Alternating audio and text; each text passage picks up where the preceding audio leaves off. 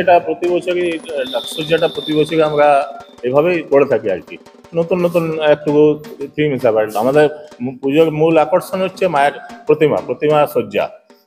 এটা এবছর আমরা এই ডাকটা এনেছি কুমারটুলি থেকে। কুমারটুলির শিল্পী শ্রী ভোলানাথ দত্ত, কুমারটুলির বিখ্যাত শিল্পী। এই শিল্পী দ্বারা সুসজ্জিত ডাক। আর প্রতিমা শিল্পী আমাদের বাঁকুড়ার তারকনাথ চন্দ। উনি 3 পুরুষ ধরে করে আসছেন এই প্রতিমা, চিরাচরিত একই ট্রেডিশন। আপনি 100 বছর আগেও যে প্রতিমা ছিল, আজকেও সেই প্রতিমার মুখমণ্ডল সে একই ধারাটা আমরা বজায় রাখতে পেরেছি। এটা 172তম বর্ষ আমাদের।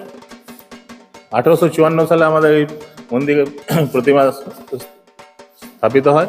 তাম্বুলি সমাজ পরিচালিত এই দুর্গাপূজা, এসব ফ্যামিলি পরিবার নিয়ে আমাদের এই পুজোটা চলে। আমাদের এবছরের বাজেট 4 থেকে 4.5 লক্ষ টাকা।